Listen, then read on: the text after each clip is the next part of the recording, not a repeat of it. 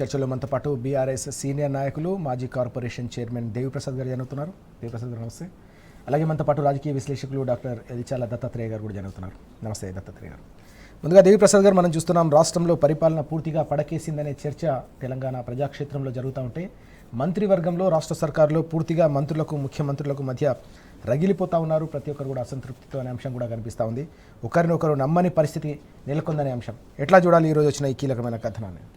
Good morning రాజు గారు, వీక్షకులకు శుభోదయం. Dattatreya good morning.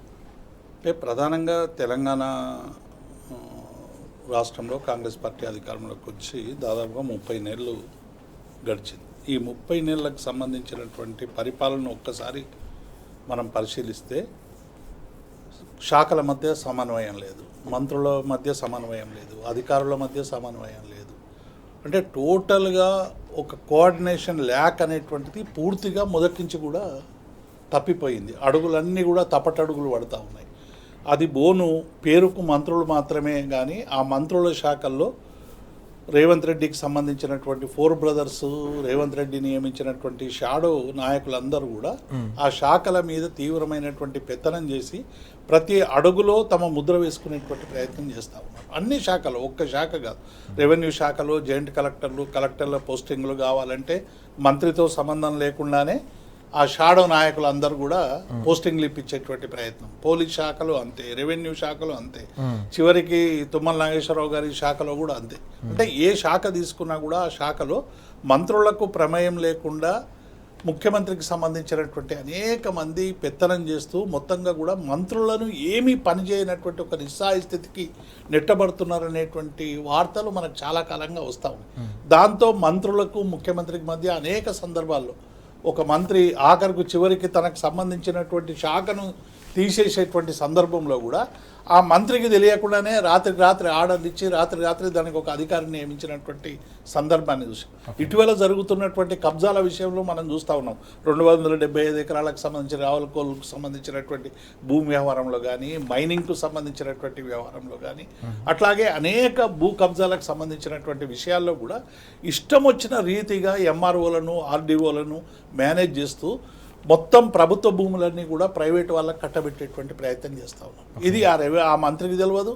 ఆ మంత్రికి సంబంధించినటువంటి ఆ శాఖకు సంబంధించిన ప్రిన్సిపల్ సెక్రటరీకి సంబంధం లేకుండానే ఒక సమాంతరమైనటువంటి ఒక ప్రభుత్వం, పేరుకు ప్రభుత్వం, తెలంగాణ ప్రభుత్వం, కాంగ్రెస్ ప్రభుత్వం, మంత్రులతో కూడిన ప్రభుత్వం అనేటువంటిది ఉంది. కానీ ఈ మంత్రులతో సంబంధం లేకుండా ఒక సమాంతర ప్రభుత్వం, ఒక సమాంతర మాఫియా, ఒక సమాంతర ఒక ముఠా మొత్తంగా కూడా ఈ రాష్ట్రాన్ని పరిపాలిస్తున్నది అనేటువంటి భావన ఇవాళ ప్రజల్లో పెళ్ళుబుకుతా ఉంది. అందుకే మంత్రుల దగ్గరికి ఎవరు ఓతలేరు. ఆ షాడవల దగ్గరికి పోయి మా పనులు చేయండి అని బతిలాడుకునేటువంటి పరిస్థితి చాలా స్పష్టంగా మనకు అన్ని శాఖల్లో కూడా కనబడతా ఉంది. అందుకే మంత్రుల మధ్య విభేదాలు మనకు కనబడతా ఉన్నాయి. ఒక మంత్రికి మధ్య చివరికి గన్ను పెట్టి బెదిరించినటువంటి సంఘటనలు చూసినాం. అట్లాగే ఒక మంత్రికి సంబంధించినటువంటి శాఖలో ఇంకొక మంత్రి జోక్యం చేసుకొని ఆ శాఖకు సంబంధించినటువంటి పనులన్నీ కూడా ఇంకొక శాఖకు బదిలీ చేయడం అనేటువంటిది ప్రయత్నం చూసినాం మనం. ఇవన్నీ కూడా చూస్తూ ఉంటే ఏంటంటే ఎక్కడ కూడా ఒక కోఆర్డినేషన్ లేదు. ప్రజలకు సంబంధించినటువంటి 6 గ్యారంటీలు, 420 హామీలు ఇచ్చే అధికారంలోకి వచ్చినాం. ఈ హామీలు అమలు చేయాలని ప్రజలు ఒకవైపు తీవ్రమైనటువంటి పోరాటం చేస్తూ ఉంటే ఏ ఒక్క సమస్యను పరిష్కరించకుండా మంత్రులందరూ కూడా ప్రతిపక్షాల మీద ఎదురుదాడి చేసేటువంటి ప్రయత్నం చేస్తూ ఉన్నారు. ముఖ్యమంత్రి గారు స్వయంగా ప్రతి మీటింగ్లో కూడా ప్రతిపక్షాలకు సంబంధించినటువంటి వాళ్ళ మీద దాడులు చేసేటువంటి ప్రయత్నం, వ్యక్తిత్వ హరణం చేసేటువంటి ప్రయత్నం చేస్తూ ఉన్నారు, కేసులు పెట్టేటువంటి ప్రయత్నం చేస్తూ ఉన్నారు. ఏ ఒక్క హామీని కూడా ఇప్పటివరకు అమలు చేయకుండా పైగా హామీలు అమలు చేసినామని చెప్పి ఒక దుష్ప్రచారాన్ని చేసేటువంటి ప్రయత్నం చేసి చర్చను పక్కదారి పట్టించే విధంగా కొత్త చర్చలు సమాజంలోకి తీసుకొచ్చి ప్రజల్ని భ్రమింపజేసేటువంటి ప్రయత్నం చేస్తూ ఉన్నారు. ఒక్క మాటలో చెప్పాలంటే ఇవాళ మంత్రులు స్వయంగా ముఖ్యమంత్రి గారే చెప్పిండ్రు, ఇక మనం చెప్పాల్సిన అవసరం లేదు. మొత్తం అధికారుల మీటింగ్లో నా మాట ఎవడు ఇంటలేడు అని. నీ మాట ఎందుకు వింటాడో అంతా షాడోలో పెట్టుకున్నాక షాడోల మాటలు వింటున్నారు. మీ మాటలు ఎందుకు వింటలేరంటే మీకంటే గొప్పగా షాడోలో అయిపోయినారు. ఇప్పుడు మీరేమో కలవరు, మీరేమో గైడెన్స్ ఇవ్వరు, ఇవాళ మా షాడోలు తమకు సంబంధించినటువంటి ఏ పనైనా పురమాయించేటువంటి శక్తి వాళ్ళకు ఉంది. వాళ్ళ మాటలు వింటున్నారు. వాళ్ళ మాటలు ఏంది, ఎక్కడెక్కడ ఖాళీ భూములు ఉన్నాయి, ఎక్కడెక్కడ ఖాళీ జాగాలు ఉన్నాయి, ఎక్కడెక్కడ డబ్బు సంపాదించవచ్చు, ఎక్కడెక్కడ దోచుకోవచ్చు అనేటువంటి వాటిని ఎతకడానికే యంత్రాంగం అంతా కూడా పురమాయించేటువంటి ప్రయత్నం చేస్తూ ఉన్నారు. హైదరాబాద్లో వర్షం పడితే చిన్నపాటి వర్షానికి కనీసం ఆ స్ట్రాటజిక్ పాయింట్లలో కూడా వాటర్ని తీసేసేటువంటి ప్రయత్నం చేయలేదు. మనం చూస్తున్నాం కదా, ఒకవైపు ప్రకృతి కనికరించగా అక్కడో ఇక్కడో వర్షాలు పడితే రైతులందరూ కూడా తమ ధాన్యం కొట్టుకుపోతుంటే కూడా దాన్ని కాపాడేటువంటి దిక్కు లేనటువంటి పరిస్థితి మనకు కనబడదు. సరైనటువంటి రైతులకు సంబంధించినటువంటి వడ్లు కొనుగోలు చేసేటువంటి ప్రయత్నం చేయలేదు, యూరియా ఇచ్చేటువంటి ప్రయత్నం లేదు. నిరుద్యోగ యువకులు రోజు దిల్సుఖ్ నగర్లో, చిక్కడపల్లి సెంట్రల్ లైబ్రరీలో వీరోచితమైనటువంటి పోరాటం చేస్తూ ఉన్నారు. మాకు 2 లక్షల ఉద్యోగాలు ఇస్తామని హామీ ఇచ్చిండ్రు. మీరు రాహుల్ గాంధీ వీళ్ళందరూ కూడా ఇక్కడికి వచ్చి చెప్పిండ్రు, మరి ఏమైపోయింది అని. ఇది ఏది కూడా రోజు ఇన్ని పోరాటాలు జరుగుతూ ఉంటే, ఇంత తెలంగాణలో కన్నీళ్లు పెడతా ఉంటే, ఈ పరిపాలన అసలు ఏమంటావు ఒక దుర్నపోతు వ్యవహారంలాగా కనబడతా ఉంది. ఏది ఎన్ని సమస్యలు వచ్చి చెప్పినా కూడా సమస్యకు స్పందించరు, ఆ సమస్యకు జవాబు ఇవ్వరు. బొగ్గు మాయమైందంటే మాట్లాడరు, గనులు పోతున్నాయి అంటే మాట్లాడరు, నిధులు కుంభకోణం అంటే మాట్లాడరు, టెండర్లో కుంభకోణం అంటే మాట్లాడరు. మరి దేని మీద మాట్లాడతారంటే మేము హిట్లర్కు ఆదర్శం అనేటువంటి మాట మాత్రం ఇలా మాట్లాడేటువంటి ప్రయత్నం చేస్తా ఉన్నాం. కాబట్టి ఇంటోటోగా ఇవాళ పూర్తిగా అంటే ఎట్లా అధికారంలోకి రామని తేలిపోయింది ఈ రాజు గారు. వచ్చి ఆల్రెడీ మా కేటీఆర్ గారు చాలా స్పష్టంగా చెప్పారు ఒక మాట, ఫస్ట్ హాఫ్ డిజాస్టర్ అయిపోయిందని. ఇంటర్వెల్ అయిపోయింది ఈ ప్రభుత్వానికి, 30 నెలల కాలం గడిచిపోయింది. ఇక ఇంటర్వెల్ తర్వాత జరిగేదంతా కూడా రణరంగమే. ఒకరికొకడు వినకపోవడం, ఒకరికొకడు నమ్మకాలు లేకపోవడం, ఒకరి శాఖలో ఒకరు దూరడం, ఒకరి శాఖ నుంచి ఒకరు డబ్బులు ఆశించడం, ఇది తప్ప అసలు ఏమీ కూడా మనకు కనబడతలేదు. ఇక మేము అధికారంలోకి రాము, వచ్చే అవకాశమే లేదు. కాబట్టి ఏం చేయాలి, ఈ 30 నెలలు ఏదో ఒకటి దోచుకోవాలి, దాచుకోవాలి, మళ్ళీ అవసరమైతే ఇంకేదో చేయాలనేటువంటి పద్ధతిలో పరిపాలన జరుగుతుంది తప్ప ప్రజల పట్ల నిబద్ధత కానీ, ప్రజల పట్ల సోయి కానీ. మరి రేవంత్ రెడ్డి గారు బాస్, మరి రాహుల్ గాంధీ గారు మరి ఇన్ని చెప్తున్నారు, మేము నియంతకు వ్యతిరేకంగా పోరాడుతున్నాం, నియంతలు అని చెప్పి మోదీని పోలుస్తూ అనేక సందర్భాల్లో మాట్లాడుతున్నారు. మరి హిట్లర్ నియంత్రణ, మోదీ నియంత్రణ ఇలా తేల్చుకోవాల్సినటువంటి బాధ్యత రాహుల్ గాంధీ మీద ఉంది. ఆయన నాకు ఆదర్శమని మీ ముఖ్యమంత్రి ఒకవైపు చెప్పుకుంటా ఉంటే, మరి హిట్లర్ పట్ల కాంగ్రెస్ పార్టీ వైఖరి ఏంది?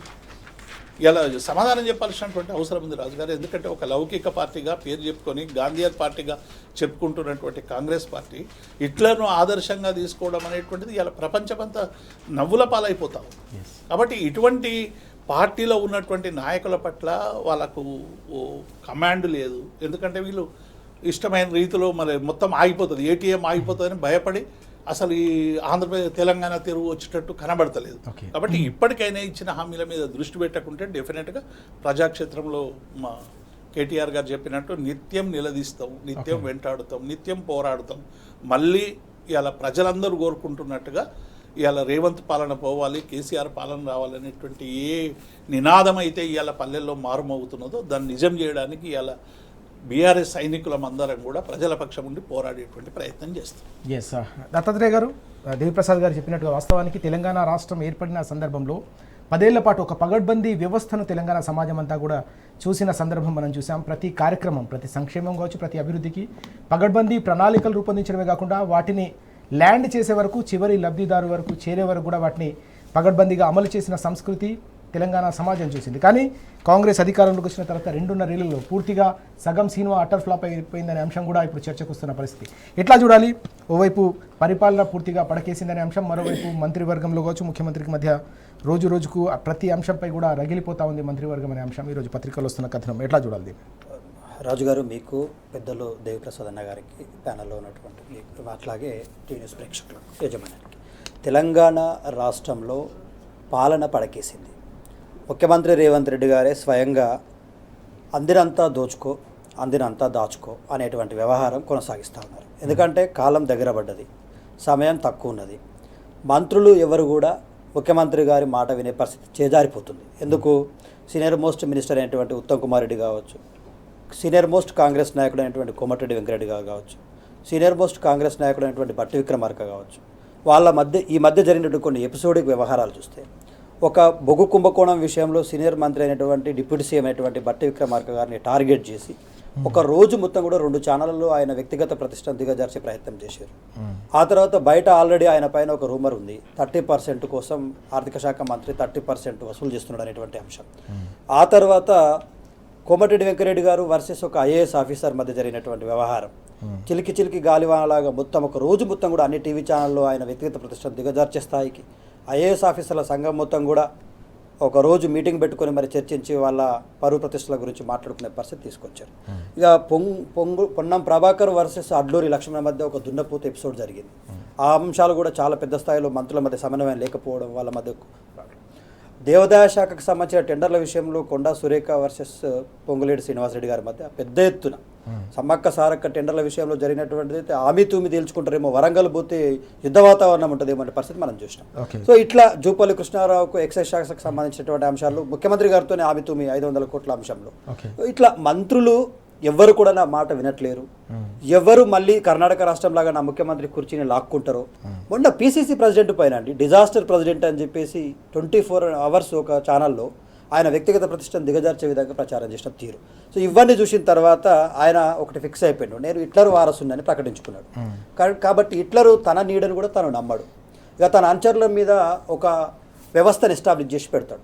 అనుక్షణం అనుమానం, ఎవరు నా కుర్చీకి కిందికి నీళ్లు తీసుకొస్తా ఉన్నారు, వాళ్ళని ఎట్లా కంట్రోల్ చేయాలనేటువంటి విషయంలో ఐఏఎస్ ఆఫీసర్లని అదుపు చేయడం కోసం ఒకరు, మంత్రుల యొక్క పర్యవేక్షణ, మంత్రులు ఏం చేస్తున్నారు, వాళ్ళ శాఖలో ఏం జరుగుతుంది, నా పైన ఏమైనా కుట్ర పన్నుతున్నారా ఏందనేటువంటిది ఇంకోటి. కాబట్టి ఈ వ్యవహారం మొత్తం నడపాలంటే ఆయనకు ఇక ఇక్కడ నుంచి జరగట్లేదు. అది ఆంధ్ర ప్రాంతం నుంచి సలహాలు సూచనలు వస్తూ ఉంటాయి.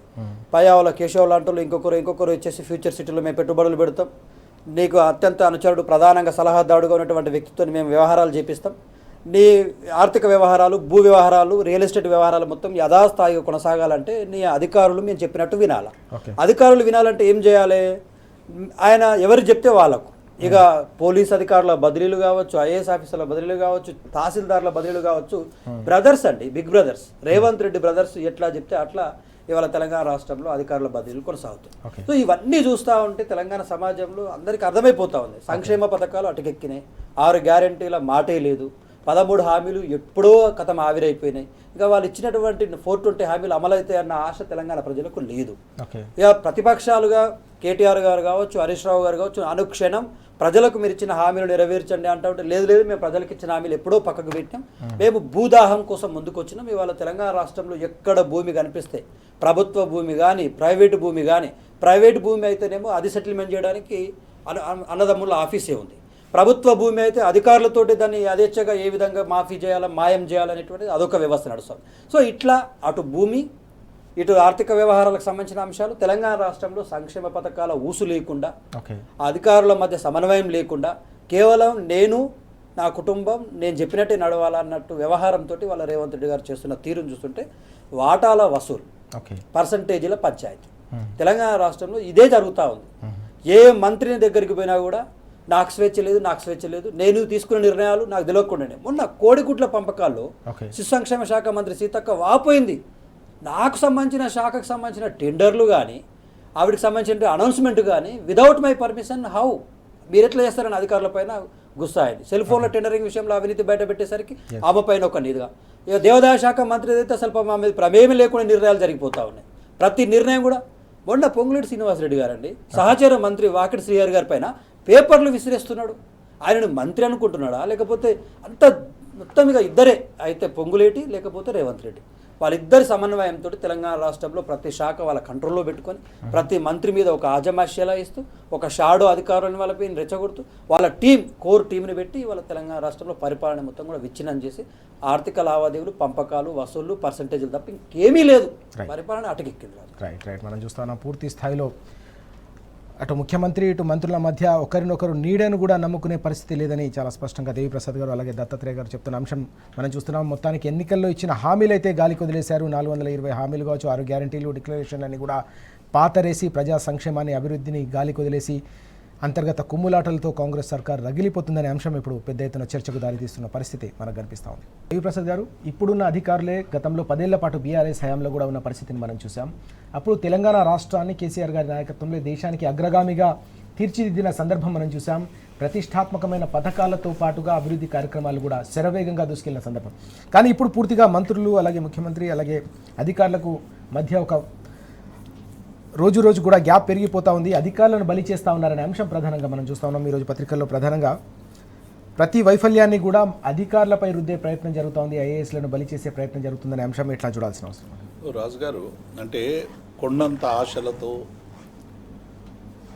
ప్రజలు పరిపాలన రావాలని, ఒక అవినీతి లేని పాలన కావాలని, సమన్యాయం దక్కాలని అనేక ఆశలతో ప్రభుత్వాలను తెచ్చుకుంటారు. అందుకే కేసీఆర్ గారు 14 సంవత్సరాలు తెలంగాణ ఉద్యమ సందర్భంగా వారు వాడా తిరిగి పల్లె తిరిగి ఆ సందర్భంలో ఆయన గమనించినటువంటి అనేక విషయాలు, బాధపడుతున్నటువంటి బాధితుల రోదనలు, ఆక్రందనలు ఇవన్నీ విని తెలంగాణ రాష్ట్ర సాధన అయిన తర్వాత ఈ ఆక్రందనలకు ఒక పుల్ స్టాప్ పెట్టాలి, ఆక్రందనలు ఆహ్లాదంగా మారాలి, సంక్షోభము వికాసంగా మారాలనేటువంటి పద్ధతిలో టోటల్గా తెలంగాణలో ఉన్నటువంటి అన్ని రంగాల మీద ప్రధానమైనటువంటి దృష్టి పెట్టారు. ఇదే అధికారులు అప్పుడు కూడా ఉన్నారు.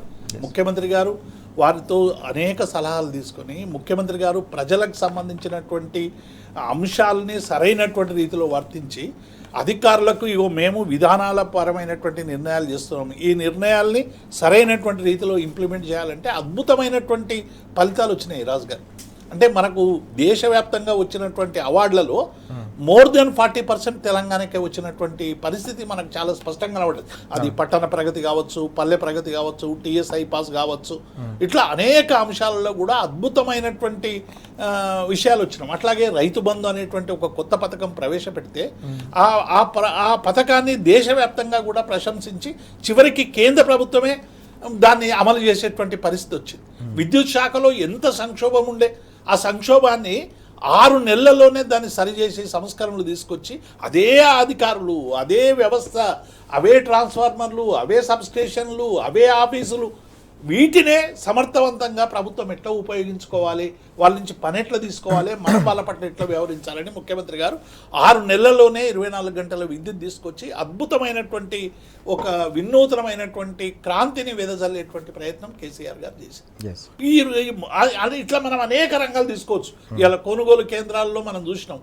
గతంలో కొనుగోలు ఎట్లా ఉండే, ఇప్పుడు ఎట్లా కొనుగోలు ఉండేటువంటి పరిస్థితి కనబడతా ఉంది. ఫీజు రియంబర్స్మెంట్ విషయంలో కావచ్చు, ఉద్యోగుల విషయంలో కావచ్చు, మహిళల విషయంలో కావచ్చు, పంటల విషయంలో కావచ్చు, ఎరువుల విషయంలో కావచ్చు, శాంతి భద్రతల విషయంలో కావచ్చు, ఇట్లా ఒక్క రంగం కాదు, అన్ని రంగాలను సమర్థవంతంగా సమీక్షించి ప్రభుత్వ ఆలోచనలు అధికారుల ముందు పెట్టి దీన్ని విజయవంతం చేయడానికి, దీన్ని ప్రజల వద్దకు చేర్చడానికి అవసరమైనటువంటి ఒక రహదారిని ఎట్లా నిర్మించాలనేటువంటి విషయంలో మేధోమదనం చేసి తెలంగాణను ఒక అద్భుతమైనటువంటి రాష్ట్రంగా తీర్చిదిద్దినటువంటి పరిస్థితి మన కళ్ళ ముందు కనబడ్డది. కానీ ఇవాళ ఏం జరుగుతూ ఉంది?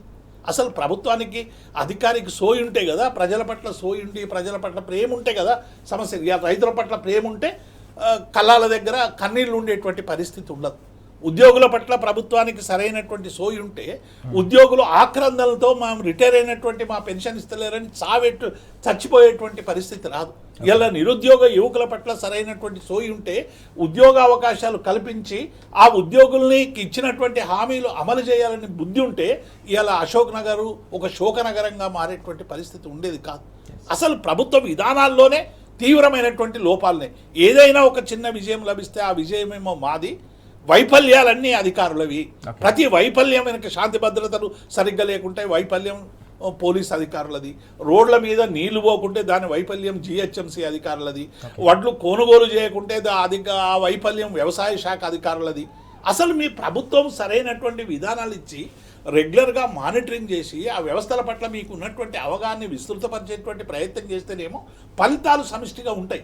ప్రభుత్వం అనేది పార్ట్ రాజు గారు, ఒక అటెండర్ నుంచి ముఖ్యమంత్రి వరకు ఒక ఫ్యామిలీ.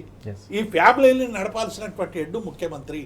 మీ విధానాలను సరైనటువంటి రీతిలో వాళ్ళ ముందుంచి దీన్ని మనం విజయవంతం చేయాలి, టార్గెట్స్ ఛేదించాలని చెప్తే డెఫినెట్గా ఆ టార్గెట్ ఛేదించినటువంటి సందర్భాలు చాలా అత్యద్భుతంగా ఉన్నాయి. ఇలా పోలీసులు ప్రపంచంలోనే తెలంగాణ పోలీసులు గొప్పలు అనేటువంటి పేరు వచ్చింది. మళ్ళీ ఎందుకు ఇలా శాంతి భద్రతలు ఇంత మృగ్యమైపోయినాయి? ఎక్కడ పడితే అక్కడ విచ్చలవిడి కాల్పులు ఎందుకు జరుగుతున్నాయి?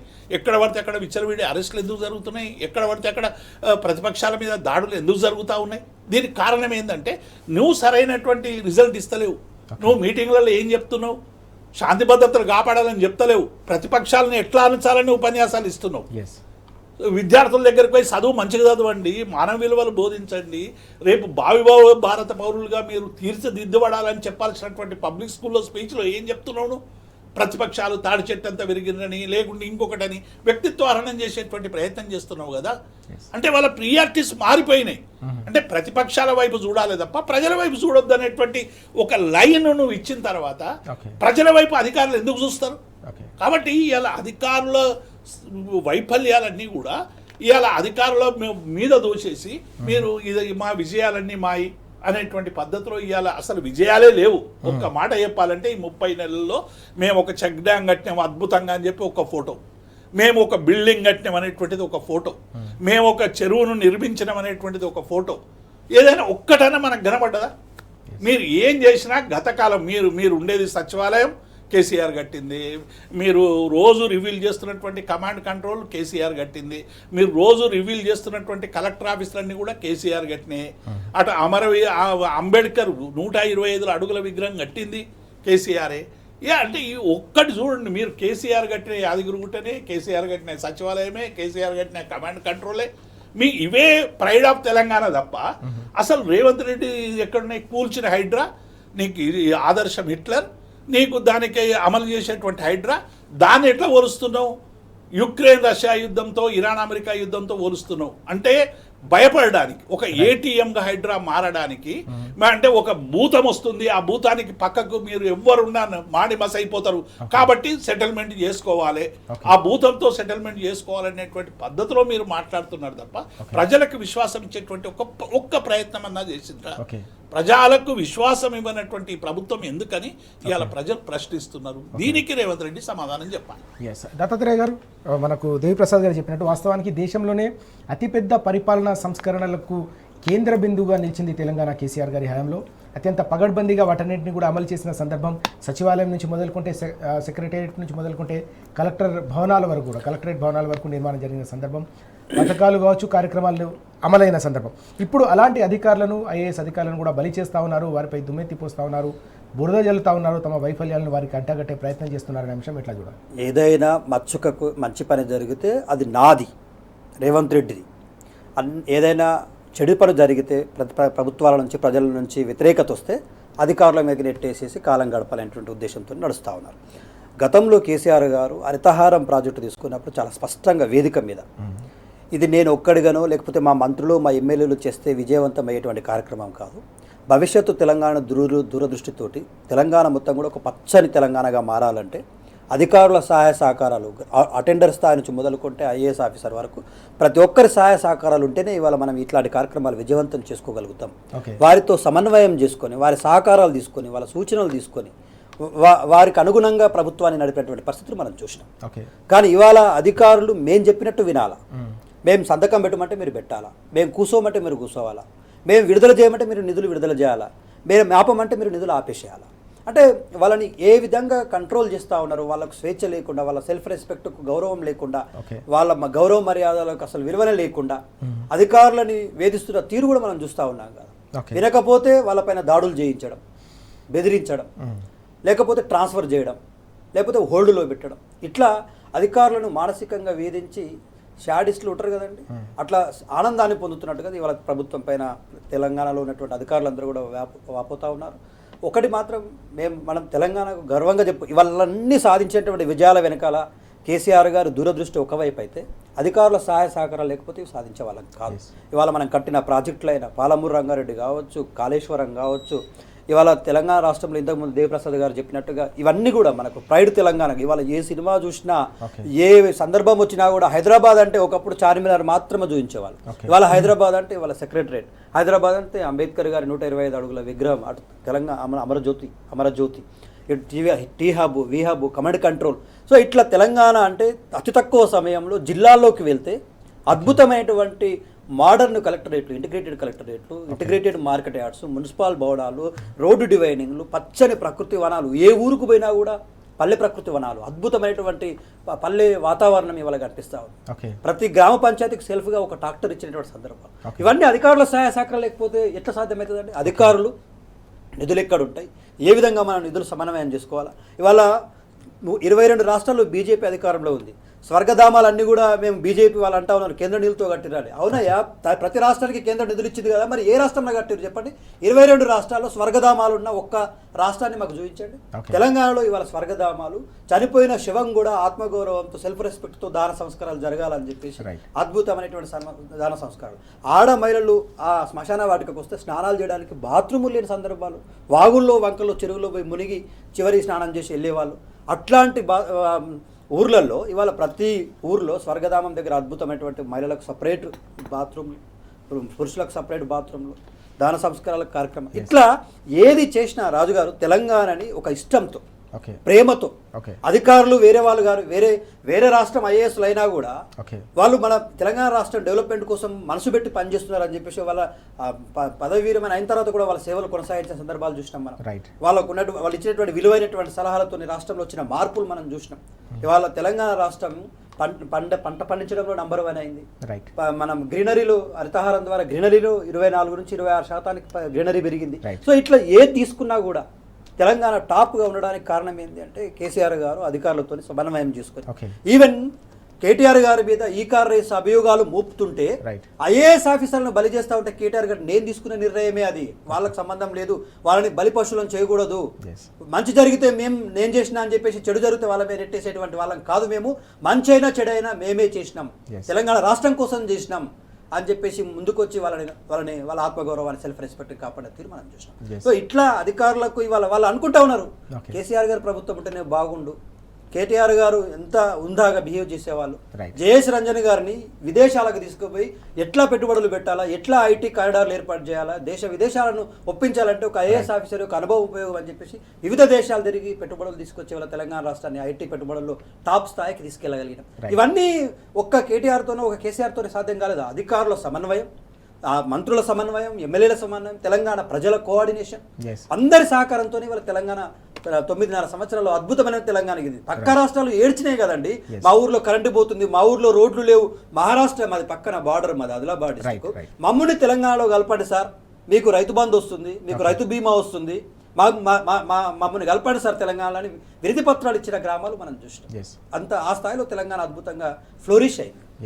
మనం చూస్తా ఉన్నాం కేసీఆర్ గారి హయాంలో రాష్ట్ర స్థాయి నుంచి గ్రామ స్థాయి వరకు కూడా ప్రతి సందర్భంలో కూడా ప్రతి దశలోనూ ఒక సమన్వయం, ఒక పగడబందీ ప్రణాళికలు అమలు చేయాలన్న సంకల్పం ఉంది కాబట్టి తెలంగాణ తొలి 10 ఏళ్లలో అద్భుతమైన ఫలితాలు సాధించిందనే అంశాన్ని దేవిప్రసాద్ గారు వాళ్ళ దత్తాత్రేయ గారు చెప్తున్న విషయాలు మనం చూస్తున్నాం. అధికార యంత్రాంగాన్ని సమర్థంగా వినియోగించుకునే సోయిలేని సర్కార్ ఏకంగా వారిపైనే బురద జల్లి ఈ రకంగా వారిని అవమానపరచడం అనేది అత్యంత దుర్మార్గమైన అంశాన్ని కూడా వారు ప్రస్తావిస్తున్న పరిస్థితి మనకు కనిపిస్తుంది. ఒక కీలకమైన అంశం దేవిప్రసాద్ గారు మనం చూసాం, నిన్న ఖమ్మంలో బీఆర్ఎస్ వర్కింగ్ ప్రెసిడెంట్ కేటీఆర్ గారు పర్యటించారు, అనేక కీలకమైన అంశాలు ప్రస్తావించారు. అభివృద్ధికి కేర్ ఆఫ్ అడ్రస్గా ఖమ్మం నిలిచిన సందర్భం కేసీఆర్ గారి హయాంలో. ఇప్పుడు 3 మంత్రులు ఉన్నారు, 3 మంత్రులు కూడా ఘరాన దొంగగా, గజ దొంగగా మారిపోయిన పరిస్థితి. 3 మోసగాళ్ళ చేతిలో ఖమ్మం బలైపోతుంది. వెలుగుమట్ల మట్టి దారుణమైన సంఘటన, పేదల ఇల్లు కూల్చి వారిని రోడ్డున పడేసే దౌర్భాగ్యమైన పరిస్థితి నెలకొందనే అంశంపై ఆయన మండిపడ్డ పరిస్థితి మనకు కనిపిస్తుంది. ఎట్లా చూడాలి ఓవరాల్గా నిన్న జరిగిన పర్యటన, కేటీఆర్ గారు లేవనైతే కీలకమైన అంశాలు? రాజుగారు, అంటే కేసీఆర్ గారి మార్గదర్శనం మేరకి తెలంగాణ రాష్ట్ర సమితి డిజిటల్ మెంబర్షిప్, ఎస్ఐఆర్ మీద ఒక విస్తృతమైనటువంటి అవగాహన కల్పించి తెలంగాణ రాష్ట్రంలో ఉన్నటువంటి అనేక మంది ఆలోచన పరులందరినీ కూడా సరైనటువంటి రీతిలో ఇవాళ ఆలోచన చేయాలి. ఒక దుర్మార్గమైనటువంటి ప్రభుత్వం ఈ రాష్ట్రంలో రాజ్యం వెళ్తూ ఉంది. ఇవాళ మౌనంగా ఉండడం అనేటువంటిది నేరం. దీన్ని సరైనటువంటి రీతిలో మనం ముందుకు తీసుకుపోవాలని చెప్పి బీఆర్ఎస్ పార్టీ మెంబర్షిప్ క్యాంపెయిన్ విస్తృతమైనటువంటి స్థాయిలో కేటీఆర్ గారు అనేక సమావేశాల్లో అడ్రస్ చేస్తారు. ఈ సమావేశాల్లో ప్రధానంగా ఇచ్చినటువంటి హామీల వైఫల్యం, మంత్రులు ఇలా నిన్న ఖమ్మం పోయింది కాబట్టి ఖమ్మంలో 3 మంత్రులు ఉన్నారు. ఒకరు ఆర్థిక మంత్రి, ఒకరు రెవెన్యూ మంత్రి, ఒకరు వ్యవసాయ మంత్రి. ఈ 3 తీవ్రమైనటువంటి సంక్షోభం ఉంది. రెవెన్యూ మంత్రి తన పలుకుబడి ఉపయోగించి కనీసం రెవెన్యూలో ఉన్నటువంటి సమస్యలన్నీ పరిష్కరిస్తాం, ఆ ధరణిని అందులో వేస్తాం, దీన్ని పరిష్కరిస్తామంటే అప్పుడు 1,50,000 వినతులు వస్తే ఇప్పుడు 10 లక్షలు దాటిపోయినాయి రాజుగారు. ఆ సమస్య ఏ ఒక్కటి కూడా పరిష్కారం కాలేదు. ఎక్కడైనా భూములు డీల్ చేయాలనుకున్న దగ్గర ప్రతిది కూడా 22A పెట్టి దాన్ని నిషేధంలో పెట్టి మొత్తంగా కూడా రైతులను ఇబ్బంది పెట్టేటువంటి ప్రయత్నం చేస్తారు. ఎక్కడైనా భూమి కాజేయాలంటే 22A నుంచి డిలేట్ చేసి మొత్తంగా కూడా తమ వైపు తిప్పుకునేటువంటి ప్రయత్నం చేస్తూ ఉన్నారు. అంటే మొత్తంగా కూడా ఈ రెవెన్యూ మంత్రి హయాంలో ప్రభుత్వ భూములన్నీ కూడా కొల్లగొట్టబడుతున్నాయి. ఆయన ఆదాయం పెరుగుతుంది తప్ప రాష్ట్ర రెవెన్యూ ఆదాయం పెరుగుతలేదనేటువంటి విషయాన్ని. రెండవది ఆర్థిక మంత్రి బట్టి విక్రమార్క గారు సరైనటువంటి గాడిలో పెడతాడేమో, ఒక సీనియర్ మంత్రి పాదయాత్ర చేసినోడు ప్రజల సమస్య తెలిసినోడు అని అనుకుంటే వచ్చిన తర్వాత ఆర్థిక సంక్షోభాన్ని మరింత రెట్టింపు చేసేటువంటి ప్రయత్నం ఇలా చేసిండు.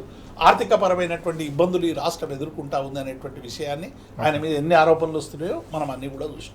మూడవది వ్యవసాయం మంత్రి, ఇంత సీనియర్ మంత్రి, కనీసం ఆయన తన అనుభవంతో ఈ వ్యవసాయ సంక్షోభాన్ని కొంతమేరకైనా నివారిస్తాడు అనుకుంటే ఇవాళ రైతాంగం మొత్తం కూడా సంక్షోభంలో కూరుకుపోయేటువంటి ప్రయత్నం జరుగుతాం.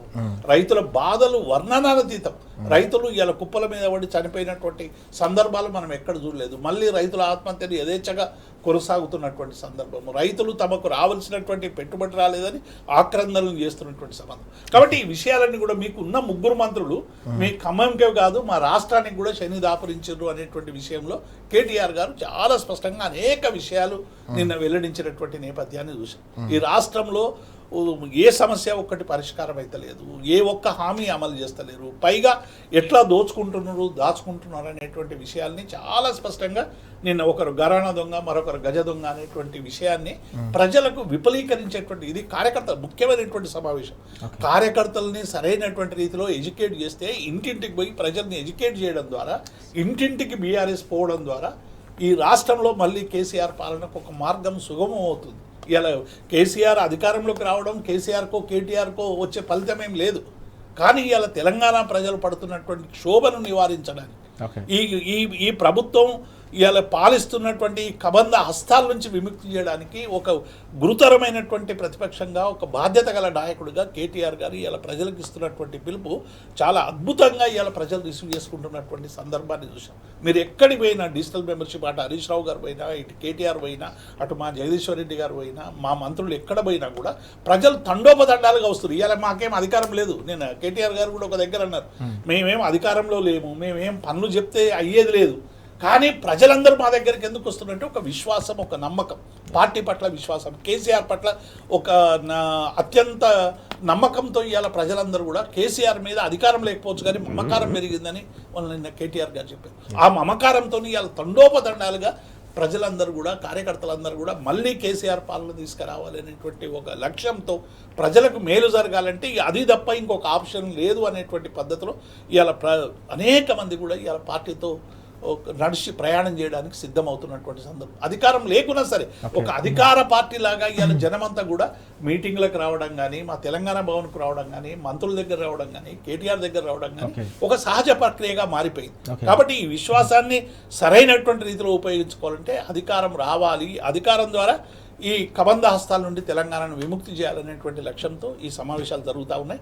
డెఫినెట్గా 119 నియోజకవర్గాల్లో అద్భుతమైనటువంటి మెంబర్షిప్ జరిగి రేపు ఒక బలోపేతమైనటువంటి పార్టీగా బీఆర్ఎస్ ఈ రాష్ట్ర రాజకీయాలను శాసించే విధంగా ముందుకు పోతామనేటువంటి విషయాన్ని మేము స్పష్టం చేస్తాం. దత్తాత్రేయ గారు, చాలా కీలకమైన అంశం, చాలా కీలకమైన 3 విభాగాలు 3 శాఖలకు సంబంధించి దేవిప్రసాద్ గారు ఇంతకుముందు చెప్పినట్టు గతంలో 10 ఏళ్ల పాటు వ్యవసాయ రంగం ఒక సంతోషంగా సాగిన సందర్భం, ఆర్థిక వ్యవస్థ పూర్తిగా పరుగులు పెట్టిన పరిస్థితి, రెవెన్యూ వ్యవస్థ అత్యంత బలమైన రెవెన్యూ వ్యవస్థను ఏర్పాటు చేసిన సందర్భాన్ని మనం చూసాం ధరణి వంటి పోర్టల్ని తీసుకొచ్చి.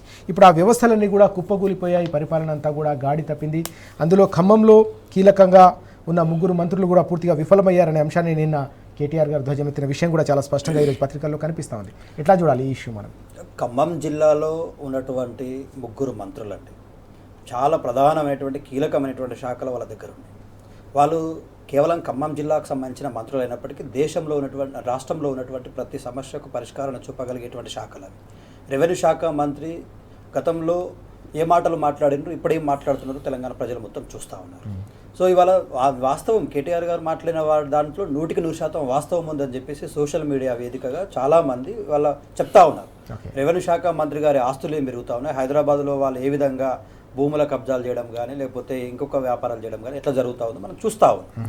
దాంతోపాటుగా తీసుకునేటువంటి మీ నిర్ణయాల వల్ల తెలంగాణ ప్రజలకు ఎంత ఇబ్బంది అవుతా ఉంది. మీరు 75,000 విలువ కలిగినటువంటి ఎకరం భూమి విలువను ప్రభుత్వ భూమి విలువను మీరు మంత్రి అయిన తర్వాత 2,75,000 పెంచారు. ఏ ప్రాతిపదికన పెంచిరా? ఏమైనా వసతులు కల్పించినరా, లేకపోతే ప్రాజెక్టులు కట్టిరా, లేకపోతే ఆ ప్రాంతంలో ఏమైనా కొత్తగా ఇండస్ట్రీలు పెట్టిరా అంటే లేదు. ఏమీ అంటే లేని భూమిని ఆపాదించేసి ప్రభుత్వ భూమి విలువలను పెంచేసి ప్రజలపైన ఒక పెనుభారం మోపిండ్రు. ఇవాళ వాళ్ళు రిజిస్ట్రేషన్ చేసుకోవాలంటే రిజిస్ట్రేషన్ ఛార్జీలు పెరిగినటువంటి పరిస్థితి మనం చూస్తాం.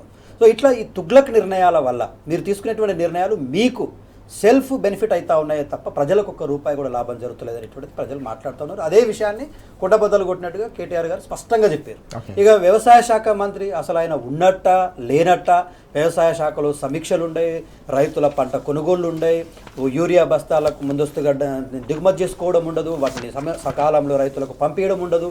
యాప్ వచ్చింది, మీరు యాప్లో డౌన్లోడ్ చేసుకోవాలా, బుక్ చేసుకోవాలా, యాప్లో బుక్ చేసుకుంటారు, ఆటో పంపిస్తారు, ఆటోలో పోయిన తర్వాత మీరు ఇంకా కాలేదండి అని చెప్పేసి రైతులు రివర్స్ అంటే ఆటో ఛార్జీల మీద పడతా ఉన్నాయి, వాళ్ళకి ట్రాక్టర్ ఛార్జీల మీద పడతా ఉన్నాయి. ఇట్లా ఒకటి కాదు నానా విధాలుగా ఇప్పటి వరకు కేసీఆర్ గారి ప్రభుత్వంలో, కేసీఆర్ ప్రభుత్వానికి ఒక పేరు ఉందండి, ఇది రైతు ప్రభుత్వం అని పేరు వచ్చింది కేసీఆర్ గారికి. ఎందుకు? ఆయన రైతు సెంట్రిక్గా తీసుకున్న ప్రతి నిర్ణయం, కేసీఆర్ గారు ఏ నిర్ణయం తీసుకున్నా కూడా రైతు సెంట్రిక్గా తీసుకున్నారు. రైతు బంధు కావచ్చు, రైతు బీమా కావచ్చు, రైతు వేదికలు కావచ్చు, రైతుల కోసం కట్టినటువంటి మార్కెట్ యార్డులు కావచ్చు, విద్యుత్ 24/7 కావచ్చు, ప్రాజెక్టుల నిర్మాణం కావచ్చు, రైతే రాజు కావాలా ఈ రాష్ట్రంలో అన్నాడు. అదేవిధంగా 9.5 సంవత్సరాల్లో రైతుని రాజును చేసిండు. పండించినటువంటి పంట దిగుబడి ఇప్పుడు వాళ్ళకి మాట్లాడుతూ ఉన్నారు. మా ఆదిలాబాద్లో కేసీఆర్ నిర్ణయం వల్ల 9 ఎకరాల పంటలో 400 కుంటాల మక్క పండించిండు ప్రవీణ్ అనేటువంటి వ్యక్తి.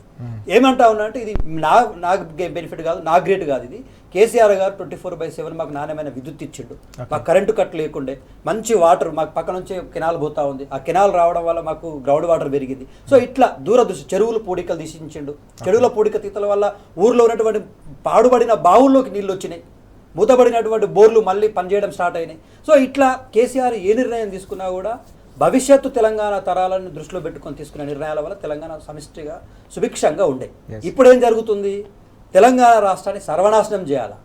ఆర్థిక శాఖ మంత్రి ఒక నిర్ణయాలు 30% ఇస్తేనే ఫైల్ మీద సంతకాలు పెడతా, నాకు ఆ టెండర్లు అప్పచెప్తే నేను చెప్పిన వ్యక్తికి ఆ టెండర్లు ఇస్తేనే బొగ్గుగాలు ఇస్తేనే నేను అప్పచెప్తా, విద్యుత్ శాఖకు సంబంధించిన ఈ కలెక్షన్లు నేను చెప్తేనే శాంక్షన్ చేస్తా. ఇట్లా పర్సంటేజ్లు ఎవరికి వాడు దొరికినంత దోచుకోవడం అనేటువంటిది జరుగుతా ఉంది. అదే విషయాన్ని కుండబద్దలు కొట్టినట్టుగా నిన్న కేటీఆర్ గారు సర్ ప్రక్రియలో భాగంగా మొత్తం అన్ని జిల్లాలు తిరుగుతూ ఉన్నారు. ఇటు హరీష్ రావు గారు ఒకవైపు, అటు కేటీఆర్ గారు ఒకవైపు తిరుగుతూ ప్రజలను చైతన్యం చేస్తూ ఉన్నారు. వాస్తవ విషయాలను ప్రజల కళ్ళ ముందు తీసుకొస్తా ఉన్నారు. ఇవాళ 3 మంత్రుల నుండి ఖమ్మంకు ఒరిగింది ఒక ప్రాజెక్టు కట్టినరా, 20 లక్షల ఇల్లు కడితే నువ్వేం చేస్తా అంటే నేను దానికి రెడీ అని చెప్పి సవాల్ విసిరిండు. కట్టి చూయించు, నువ్వు చేస్తుంది ఏంది? చేసుడు తక్కువ, చెప్పుడు ఎక్కువ. పొద్దున్న లేస్తే ఇంతకుముందు పెద్దలు మన దేవిప్రసాద్ గారు చెప్పినట్టుగా అసలు సభ దేనికోసం జరుగుతూ ఉంది, ముఖ్యమంత్రి గారికి ఒక అవగాహన ఉండాలా. పిల్లల సభలకు పోయి వాళ్ళకు భవిష్యత్తులో మీరు చదువుకుంటే బాగుపడతారు, మీరు ఏఐ నేర్చుకోండి, కంప్యూటర్ నేర్చుకోండి, ఇంగ్లీష్ నేర్చుకోండి అనే విషయాలు చెప్పి రావాల్సిన సభలో హరీష్ రావు గారిని వ్యక్తిగతంగా హననం చేయడం, కేసీఆర్ గారిని తిట్టడం, ఇటు కేటీఆర్ గారిని తిట్టడం, అధికారులను తిట్టడం, అధికారులు సహకరిస్తలేరని చెప్పడం, అధికారుల మీద దుమ్మెత్తిపోయడం, కక్ష సాధించడం, వాళ్ళపైన ఏసీబీ దాడులు చేయించడం, ఇది ఎక్కడికి కల్చర్ ఆయన నాకు అర్థం కాదు. అంటే ఎంత చిల్లరగా దిగజారుతా ఉన్నారంటే ముఖ్యమంత్రి అనేటువంటి స్థాయిని మర్చిపోయి వాళ్ళు వ్యవహరిస్తా ఉన్నారు. ఎవరికి వారు యమునా తీరే ఉంది రాజు గారు. దేవిప్రసాద్ గారు చాలా బాధాకరమైన మరో అంశం కూడా కనిపిస్తోంది. రైతు బీమాకు సంబంధించిన ప్రీమియం కూడా ప్రభుత్వం కట్టట్లేదని. రైతుకు భరోసా ఉండాలి, రైతు కుటుంబానికి ఏమైనా జరిగితే రైతు కుటుంబానికి ఒక ధీమా ధైర్యం ఉండాలనే ఆలోచనతో కేసీఆర్ గారు ఒక మానవీయ కోణంలో అమలు చేసిన పథకం పెట్టుబడి సాయం అనేది ఒక ధీమా ధైర్యాన్ని ఇస్తే, కుటుంబానికి కూడా ఆసరగా నిలిచే ఒక కీలకమైన పథకానికి ప్రీమియం కూడా కట్టకపోవడంతో దాదాపు 7,600కు పైగా రైతు కుటుంబాలు ఈరోజు ఆవేదన చెందుతున్న పరిస్థితి, రోడ్డున పడ్డ పరిస్థితి. ఎట్లా చూడాల్సిన అవసరం ఉంది ఈ కీలకమైన అంశం? రాజు గారు, కేసీఆర్ గారు రైతు బంధు కాబట్టి రైతులకు సంబంధించినటువంటి అనేక విషయాలు తీవ్రమైనటువంటి మేధోమదనం చేసి అనేక పథకాలు ప్రవేశపెట్టారు. అందులో ముఖ్యమైనటువంటి పథకం రైతు బీమా. ఒక గుంట ఉన్న వాళ్ళు కావచ్చు, ఒక గుంట ఉన్నటువంటి వాళ్ళు కూడా ఈ రైతు బీమాకు అర్హులు. ఒక గుంట ఉన్నా, 2 గుంటలున్నా, 3 గుంటలున్నా, 1 ఎకరం ఉన్నా, ఒక రైతు చనిపోతే ఆ కుటుంబం ఎంత తల్లడిల్తుందో మనకు అందరికి కూడా తెలుసు. వ్యవసాయం చేసేటువంటి ఒక రైతు చనిపోతే ఆ కుటుంబానికి ఆధారం ఉండదు. ఏదో ఉద్యోగం చనిపోతే ఆయనకు వచ్చే పిఎఫ్ఓ ఏదైందో కొంత బతికేటువంటి అవకాశం ఉంది. కానీ రైతుకి ఏం లేదు కదా. ఇలా అందుకే కేసీఆర్ గారు ఆలోచించండి, రైతు ఒకవేళ చనిపోతే ఆ రైతు కుటుంబాన్ని ఆదుకోవడానికి ఒక 5 లక్షల రూపాయలు అనేటువంటిది ఉంటే ఆయన జీవితం ముందుకు కొనసాగేటువంటి అవకాశం ఉంటుంది, అది రోడ్డు మీద రాకుండా ఉంటుందని చెప్పి ఓకే. ఏ రైతు చనిపోయినా, అది అసహజ మరణంతో చచ్చిపోయినా, పోలీస్ స్టేషన్లో ఎఫ్ఐఆర్ ఉన్నా లేకున్నా, ఏం చేసినా కూడా, పాము కాటుతో చనిపోయినా, కరెంట్ షాక్తో చనిపోయినా, ఎట్లా చనిపోయినా కూడా రైతుకు ఇవ్వాలనేటువంటి లక్ష్యంతో చేసి, ఇందులో రెండవ కోణం కూడా ఉంది. కేంద్ర ప్రభుత్వం మొత్తం ప్రభుత్వ రంగ సంస్థలన్నింటినీ కూడా నిర్వీర్యం చేస్తూ ఉంది. అసలు మొత్తం ప్రైవేట్ పరమైనటువంటి వాటిని ప్రోత్సహిస్తున్నది. కాబట్టి ఈ జాతి పునర్నిర్మాణంలో రాష్ట్రం కూడా భాగం కావాలి, కాబట్టి ప్రభుత్వ రంగ వ్యవస్థల్ని కూడా కాపాడాలనేటువంటి మరో కోణం కూడా ఇందులో జోడించి ఎల్ఐసి ద్వారా ఈ బీమా చేయించేటువంటి ప్రయత్నం చేసి, అదే ఇంకో కంపెనీకి ఇస్తే 40% కమిషన్లు, 50% కమిషన్లు వస్తాయి. కానీ కేసీఆర్ గారు అట్లా ఆలోచించలేదు. ప్రభుత్వ రంగ సంస్థల్ని కాపాడాలి, అందులో ఉన్నటువంటి ఉద్యోగుల్ని కాపాడాలి, అందులో ఉన్నటువంటి విషయాలన్నింటినీ కూడా మనం అర్థం చేసుకోవాలని చెప్పి ఒకవైపు ప్రభుత్వ రంగ సంస్థలను కాపాడేటువంటి ప్రయత్నం, రెండో వైపు రైతులకు ఆదుకునేటువంటి. ఇవాళ ఏమైపోయింది, 441 కోట్లు ఇవాళ రాష్ట్ర ప్రభుత్వం కట్టకపోవడం వల్ల ఇవాళ 7,606 క్లెయిమ్స్ అన్ని కూడా నిలిచిపోయినాయి. 7,606 కుటుంబాలు ఇవాళ అన్నమో రామచంద్ర అని చెప్పి ఇవాళ ఎదురు చూస్తూ ఉన్నాయి. మీరు 1,441 కోట్లు కడితే రైతులకు 570 కోట్ల రూపాయలు వచ్చేటువంటి అవకాశం ఉంది. ఎందుకు ఇంత షాడిస్ట్ మెంటాలిటీ ముఖ్యమంత్రి గారు? ఇవాళ 7,606 కుటుంబాలు ఇవాళ మా ఇంట్లో చనిపోయిండు, మాకు బతుకు తెరువు లేదు అని ఎదురు చూస్తూ ఉంటే ఆ కుటుంబానికి 5 లక్షలు ఇవ్వడానికి మీరు ఇచ్చేది ఏం లేదు. ఇన్సూరెన్స్ చేస్తే ఇన్సూరెన్స్ కంపెనీ ఇస్తుంది. కాబట్టి అవి కూడా రైతులకు దక్కకుండా చేసేటువంటి ఒక కుటీల ప్రయత్నం చేయడం వల్ల ఇవాళ వ్యవసాయం సంక్షోభంలో పడదా? తుమ్మల నాగేశ్వరరావు గారు, మీరు వ్యవసాయం చేసుకుంటాము, నాగలు దున్నుతాము, నేను అక్కడనే ఉంటా, పొలంలో వండుకుంటా అని చెప్పే తుమ్మల నాగేశ్వరరావు గారు ఇవాళ రైతులు ఇంత సంక్షోభంలో ఉంటే మీ కళ్ళకు నీళ్ళు వస్తలేవని నేను తుమ్మల నాగేశ్వరరావు గారిని అడుగుతున్నా. మీరు తుమ్మల నాగేశ్వరరావు గారు ఇప్పటికే ఇంటర్ఫియర్ కండి, మీరు అనుభవం ఉన్నటువంటి మంత్రి, అందరు ముఖ్యమంత్రుల దగ్గర పనిచేసారు, మీకు మంత్రిగా పనిచేయడమే మీకు అవార్డు. మరి ఇంత అనుభవం ఉన్నటువంటి ఒక ఆర్థిక వ్యవసాయ మంత్రి రైతులు రోధిస్తూ ఉంటే 7,606 కుటుంబాలు రోడ్డు మీద పడుతూ ఉంటే మీరు మాట్లాడదు ఎందుకు? అందుకే కేటీఆర్ గారు నిన్న ఖమ్మం మీటింగ్లో అన్నాడు, ఒక్క విషయం కాదు రాజు గారు, అనేక విషయాలున్నాయి. రైతులు కన్నీరు గారుస్తుంటే కదలవా ఓ తుమ్మల నాగేశ్వరరావు అని చెప్పి నిన్న ప్రశ్నించాడు. కాబట్టి ఇప్పటికైనా ఎల్ఐసికి ప్రీమియం కట్టి రైతులను ఆదుకోవాలని చెప్పి బీఆర్ఎస్ పార్టీ పక్షాన్ని డిమాండ్ చేస్తుంది. దత్తాత్రేయ గారు, వాస్తవానికి మనం చూస్తే రైతాంగానికి సంబంధించి ఇప్పటికే వ్యవసాయం తీవ్ర స్థాయిలో సంక్షోభంలో కూరుకుపోతున్న పరిస్థితి. పెట్టుబడి సాయం ఎగ్గొట్టిందనే ఆవేదన, ఆందోళన, ఆగ్రహం రైతాంగంలో వ్యక్తమవుతోంది. యూరియాకు సంబంధించిన కష్టాలు మనం చూస్తూనే ఉన్నాం. అనేక కారణాలతో రైతులు మరణిస్తున్న సందర్భాలు కూడా మనం చూస్తున్నాం. ఆత్మహత్యల పరంపర కూడా మళ్ళీ సమైక్య రాష్ట్రం నాటి దుస్థితి వ్యవసాయ రంగాన్ని పట్టిపీడిస్తోంది. ఇలాంటి కీలకమైన తరుణంలో రైతు బీమా అనేది ఒక ధీమాగా ఉండేది, రైతు కుటుంబాలకు ఆసరాగా నిలిచేది. దాని ప్రీమియం కూడా కట్టకపోవడాన్ని ఎట్లా చూడాల్సిన అవసరం ఉంది? దేవిప్రసాద్ గారు చెప్పినట్టుగా వాస్తవానికి కేంద్ర ప్రభుత్వ రంగ సంస్థను కూడా నిలబెట్టే ఒక ప్రక్రియను కాపాడుకునే ఒక సందర్భం, రైతులను కాపాడడం, కేంద్ర ప్రభుత్వ రంగ సంస్థకు కూడా నిర్వీర్యం కాకుండా దానికి కూడా ఆక్సిజన్ అందించిన ఒక కీలకమైన పథకాన్ని ఈ రకంగా నిర్వీర్యం చూడాలని ఎట్లా చూడాలి? కేసీఆర్ గారు తెలంగాణ రాష్ట్రంలో ఉన్నటువంటి రైతులకు సంబంధించినటువంటి రైతు బంధు ప్రవేశపెట్టిన తర్వాత, అది ప్రవేశపెట్టిన కేవలం 4 నెలలు, 2018 మే 10 ఇది ప్రారంభించారు రైతు బంధు. అంతకుముందు దాన్ని రైతు బంధుని ప్రవేశపెట్టిన తర్వాత బీమా ఎందుకు వచ్చింది అంటే, ఇట్లాగే దేవిప్రసాద్ లాంటి వాళ్ళందరూ కూడా తనతో పాటు కూర్చున్నప్పుడు, సార్ ఒకవేళ సడన్గా రైతుకు పాము కాటుకో, కరెంటు కష్టానికి షాకుకో, లేకపోతే బావిలో పడు సడన్గా ఏదో ఒక విధంగా ప్రమాదవశాత్తు చనిపోతే కుటుంబం మొత్తం కూడా వీధిపాలు అవుతుంది సార్. ఆడపిల్లలు ఉంటే పెళ్లిళ్ళు చేయలేని పరిస్థితి, పిల్లగాళ్ళు చదవలేని పరిస్థితి, చిన్న పిల్లలు ఉంటే వాళ్ళ పోషణ ఇబ్బంది అవుతుంది సార్. వాళ్ళ కుటుంబాలను ఆదుకోవడానికి ఇది కూడా ఉంటే బాగుంటుంది అనేటువంటి నిర్ణయం డిస్కషన్ జరిగిన తర్వాత ఒకటేసారి ఆలోచన వచ్చిన మరుక్షణమే కేసీఆర్ గారు రైతుల కోసం అయితే కళ్ళు మూసుకొని చేసేసేయండి అని చెప్పేసి నిర్ణయం తీసుకొని ఇవాళ రైతులను కంటికి రెప్పలా కాపాడుకున్నాం. రైతు కుటుంబానికి ఒక భరోసా, ఒక ధైర్యం, ఒక నమ్మకం. మాకు రైతు పొలానికి పోతుంటే తిరిగి ఇంటికి వచ్చే వరకు గ్యారంటీ లేని పరిస్థితులు చూసినాం మనం ఆనాడు ఉమ్మడి ఆంధ్రప్రదేశ్లో. ఏ క్షణంలో కరెంట్ షాక్ వస్తుందో, ఏ క్షణంలో పాము కాటుతో చనిపోతున్న భయమైనటువంటి పరిస్థితులు మనం చూసినాం. రైతు అట్లా ఉండకూడదు. రైతు పొలానికి వెళ్ళినా, ఇంటికి వచ్చిన కుటుంబంతో ఉన్నా సరదాగా ఆయన ఆనందంగా సంతోషంగా ఉండాలి. కష్టపడే జీవులు వాళ్ళు, పాపం వాళ్ళ కష్టాన్ని గౌరవించాలి మనం అని చెప్పేసి ఇవాళ ఇంత పెద్ద ఎత్తున ఈ దేశంలో ఏ రాష్ట్రంలో రైతులకు ప్రీమియం కట్టి రైతు బీమా ఇచ్చినటువంటి ప్రభుత్వాలు లేవు. ఒక్క తెలంగాణ రాష్ట్రం మాత్రమే అందుకు ప్రత్యేకమైనటువంటిది. ఆ పథకాన్ని కూడా ఆపేయడం అంటే ఎంత దారుణమైనటువంటి చర్య చెప్పండి మీరు.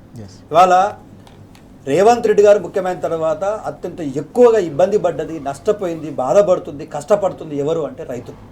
వాళ్ళ పొలాల్లో పంట కొనవు, కళ్ళాల్లో పంట వర్షార్పితం అయిపోయి కన్నీటి పర్వంతం అవుతా ఉన్నారు రైతులు. కరెంటు కష్టాలు ప్రారంభమైపోయినాయి. ఓకే. రైతుల ఆత్మహత్యలు పెరిగినాయి.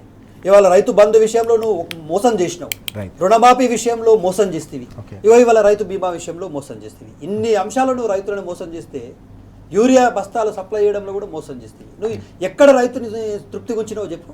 ప్రతి క్షణం నీ ప్రభుత్వంలో రైతు గోసబడని రోజు లేదు, గోరున విలపించని రోజు లేదు, గోడున విలపించని రోజు లేదు రాజుగారు. రైతు ఏడుస్తూనే ఉన్నాడు. రేవంత్ రెడ్డి ముఖ్యమంత్రి అయిన నుంచి నేటి వరకు రైతు ఏడుస్తూనే ఉన్నాడు, బాధపడుతూనే ఉన్నాడు. ఇవాళ గీదానికి ఏం పాపం వచ్చిందా? 1000 కోట్లు కడితే వాళ్ళు సంవత్సరం పాటు ధీమాగా ఉంటారు. ఇప్పటి వరకే 700 కుటుంబాలు ఆవురావురమని దయతలుస్తుందేమో ప్రభుత్వం, మా కుటుంబానికి నీడనిస్తుందేమో అని చెప్పేసి ఎదురు చూస్తుంటే ప్రీమియం కట్టకుండా అటు ప్రభుత్వ రంగ సంస్థ అయినటువంటి ఎల్ఐసిని నెగ్లెక్ట్ చేయబడుతుంది. ఇవాళ ఎదురు చూస్తున్నటువంటి ఆ కుటుంబాలని రోడ్డున పడేస్తుంది. ఈ పాపం ఎవరికి, ఈ శాపం ఎవరికి? రేవంత్ రెడ్డి నీకు కాదా? నీకు తగలదా ఈ పాపం? వాళ్ళ కేసీఆర్ గారు ఉంటే బాగుండు, కేసీఆర్ గారు ముఖ్యమంత్రి అయితే ఎందుకు ముఖ్యమంత్రి కావాలంటారు? కేసీఆర్ని ఇందుకే కావాలంటున్నారు. రైతు బంధు కొనసాగాల, రైతు బీమా మళ్ళీ రావాలా, రైతులకు ఏ కష్టం ఉండకూడదు, కరెంటు కష్టాలు ఉండకూడదు, రైతు చావని తెలంగాణగా మనం చూసినాం, రైతు ఆత్మహత్యలు లేని తెలంగాణగా ఉండాలని చెప్పి కంకణం కట్టుకొని పనిచేసిండు కేసీఆర్ గారు. రైతు సంక్షేమం కోసం ఆ స్థాయిలో శ్రమించిండు. ఇవాళ ఆయననే ఒక రైతు కాబట్టి రైతు బాధలు ఎట్లుంటాయి, రైతు కష్టాలు ఎట్లుంటాయి, పెట్టుబడి సమయంలో ఉండే ఇబ్బందులు ఏంది, పెట్టుబడి పెట్టిన తర్వాత వచ్చే కష్టాలు ఏంది, పంట కొనేటప్పుడు వచ్చే సమస్యలు ఏంది, అవన్నిటిని కూడా ఒకటొకటిగా పరిష్కరించాడు. మార్కెట్ యార్డ్లలో ఉన్నటువంటి అధికారులు ఊర్లలోకి పోయి పంట కొన్నారు కదా కేసీఆర్ ప్రభుత్వంలో. బస్తాలు గిస్తాలు అన్ని ముందస్తుగా తరలించాడు కదా. వెస్ట్ బెంగాల్లో ఎన్నికలు అయినాయి అంటావు, బీహార్ వాళ్ళు దొరకలేరు అంటావు, ఇది ముందస్తుగా అరేంజ్ చేసుకోవాలి. లారీ యజమానులు రావట్లేరు అంటావు. కేసీఆర్ గారి ప్రభుత్వంలో ముందస్తుగా లారీ యజమానులతో మీటింగులు పెట్టి ఎక్కడికక్కడ పురమాయించి లారీలను గ్రామాలకు పంపించి బస్తాలు మొత్తం కూడా మిల్లులకు పోయే పరిస్థితి వచ్చింది. ఇవాళ నువ్వు బ్యాగులు దొరకలేవంటావు, కూలీలు దొరకలేరు అంటావు, లారీలు దొరకలేవంటావు. మరి నువ్వు ఎందుకే ఉండి నాకు అర్థం కాదు.